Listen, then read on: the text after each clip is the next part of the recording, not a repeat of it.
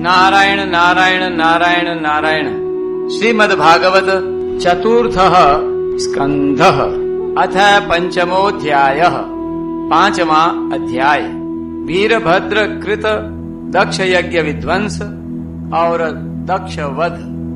श्री मैत्रेय जी कहते हैं, महादेव जी ने जब देवर्षि नारद के मुख से सुना कि अपने पिता दक्ष से अपमानित होने के कारण देवी सती ने प्राण त्याग दिए हैं और उसकी यज्ञ वेदी से प्रकट हुए विभवों ने उनके पार्षदों की सेना को मारकर भगा दिया है, तब उन्हें बड़ा ही क्रोध हुआ। उन्होंने उग्र रूप धारण कर क्रोध के मारे होठ चबाते हुए अपनी एक जटा उखाड़ ली जो बिजली और आग की लपट के समान दीप्त हो रही थी, और सहसा खड़े होकर बड़े गंभीर अट्टहास के साथ उसे पृथ्वी पर पटक दिया। उससे तुरंत ही एक बड़ा भारी लंबा चौड़ा पुरुष उत्पन्न हुआ। उसका शरीर इतना विशाल था कि वह स्वर्ग को स्पर्श कर रहा था। उसके 1000 भुजाएं थी, मेघ के समान श्याम वर्ण था, सूर्य के समान जलते हुए 3 नेत्र थे, विकराल दाढ़ें थी और अग्नि की ज्वालाओं के समान लाल लाल जटाएं थी। उसके गले में नरमुंडों की माला थी और हाथों में तरह तरह के अस्त्र शस्त्र थे। जब उसने हाथ जोड़कर पूछा, भगवान मैं क्या करूं? तो भगवान भूतनाथ ने कहा, वीर रुद्र तू मेरा अंश है, इसलिए मेरे पार्षदों का अधिनायक बनकर तू तुरंत ही जा और दक्ष तथा उसके यज्ञ को नष्ट कर दे। बोलो भूत भावन भगवान की।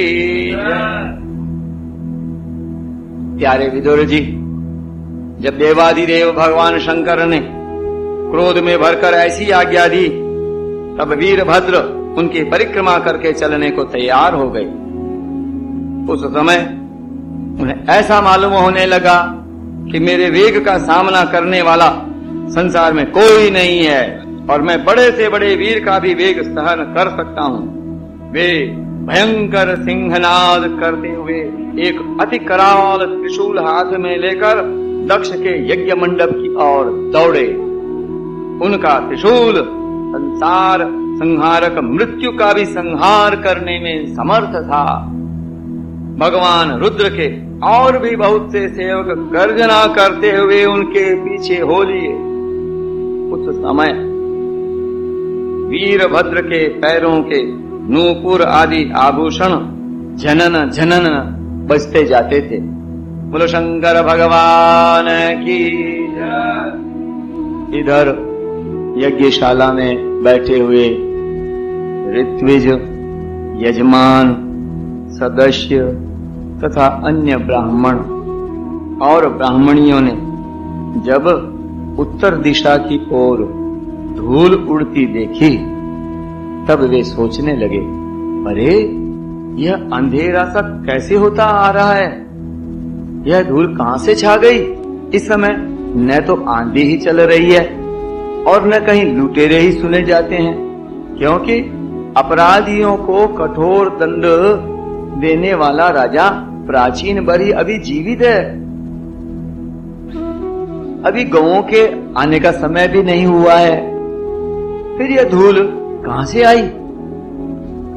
क्या इसी समय संसार का प्रलय तो नहीं होने वाला है? तब दक्ष पत्नी प्रसूति एवं अन्य स्त्रियों ने व्याकुल होकर कहा। प्रजापति दक्ष ने अपनी सारी कन्याओं के सामने बेचारी निरपराधा सती का तिरस्कार किया था। मालूम होता है यह उसी पाप का फल है, अथवा हो न हो यह संहार मूर्ति भगवान रुद्र के अनादर का ही परिणाम है। प्रलय काल उपस्थित होने पर जिस समय वे अपने जटाजूट को बिखेर कर तथा शस्त्र अस्त्रों से सुसज्जित अपनी भुजाओं को ध्वजाओं के समान फैलाकर तांडव नृत्य करते हैं, उस समय उनके त्रिशूल के फलों से दिग्गज बिंद जाते हैं तथा उनके मेघ गर्जन के समान भयंकर अट्टहास से दिशाएं विदीर्ण हो जाती हैं। उस समय उनका तेज असह्य होता है। वे अपनी भौहें टेढ़ी करने के कारण बड़े दुर्धर्ष जान पड़ते हैं और उनकी विकराल दाढ़ों से तारागण अस्त व्यस्त हो जाते हैं। उन क्रोध में भरे हुए भगवान शंकर को बार बार कुपित करने वाला पुरुष साक्षात विधाता ही क्यों न हो, क्या कभी उसका कल्याण हो सकता है? जो लोग महात्मा दक्ष के यज्ञ में बैठे थे, वे भय के कारण एक दूसरे की ओर कातर दृष्टि से निहारते हुए ऐसी ही तरह तरह की बातें कर रहे थे कि इतने में ही आकाश और पृथ्वी में सब और सहस्रों भयंकर उत्पात होने लगे। विदुर जी, इसी समय दौड़कर आए हुए रुद्र सेवकों ने उस महान यज्ञ मंडप को सब ओर से घेर लिया। वे सब तरह तरह के अस्त्र शस्त्र लिए हुए थे। उनमें कोई बौने, कोई भूरे रंग के, कोई पीले और कोई मगर के समान पेट और मुख वाले थे। उनमें से किन्हीं ने प्रागवंश यानी यज्ञशाला के पूर्व और पश्चिम के खंभों के बीच में आड़े रखे हुए डंडे को तोड़ डाला। किन्हीं ने यज्ञशाला के पश्चिम की ओर स्थित पत्नीशाला को नष्ट कर दिया और किन्हीं ने यज्ञशाला के सामने का सभा मंडप और मंडप के आगे उत्तर की ओर स्थित आग्निद्रशाला को तोड़ दिया। किन्हीं ने यजमान गृह और पाकशाला को तहस नहस कर डाला। किन्हीं ने यज्ञ के पात्र फोड़ दिए, किन्हीं ने अग्नियों को बुझा दिया और किन्हीं ने यज्ञ कुंडों में पेशाब कर दिया। जय हो। और किन्हीं ने वेदी की सीमा के सूत्रों को तोड़ डाला। कोई मुनियों को तंग करने लगे तो कोई स्त्रियों को डराने धमकाने लगे और किन्हीं ने अपने पास होकर भागते हुए देवताओं को पकड़ लिया। मणिमान ने भृगु ऋषि को बांध लिया। वीरभद्र ने प्रजापति दक्ष को कैद कर लिया तथा चंडीश ने पूषा को और नंदीश्वर ने भग देवता को पकड़ लिया।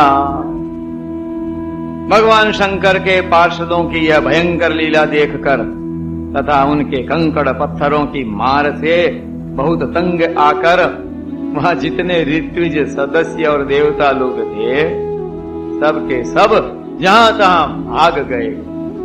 भृगु जी हाथ में सुरवा लिए हवन कर रहे थे। वीरभद्र ने उनकी दाढ़ी मूंछ नोच ली, क्योंकि इन्होंने प्रजापतियों की सभा में मूंछें ऐंठते हुए महादेव जी का उपहास किया था। उन्होंने क्रोध में भरकर भग देवताओं को पृथ्वी पर पटक दिया और उनकी आंखें निकाल ली, क्योंकि जब दक्ष देव सभा में श्री महादेव जी को भला बुरा कहते हुए श्राप दे रहे थे, उस समय इन्होंने दक्ष को सहन करके उकसाया था।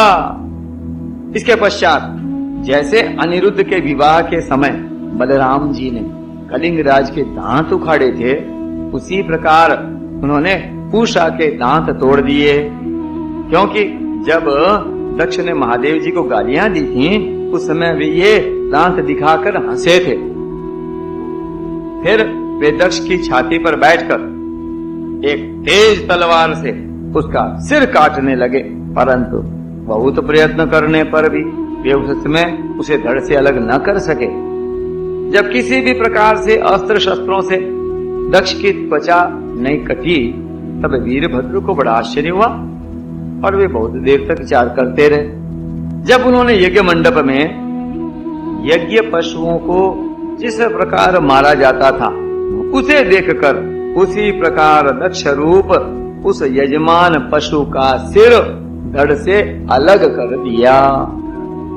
यह देखकर भूत, प्रेत और पिशाच आदि तो उनके इस कर्म की प्रशंसा करते हुए वाह वाह करने लगे और दक्ष के दल वालों में हाहाकार मच गया।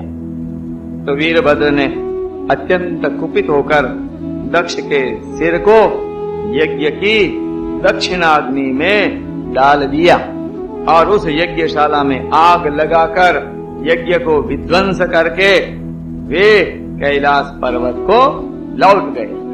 बोले शंकर भगवान की जय। नारायण नारायण नारायण नारायण।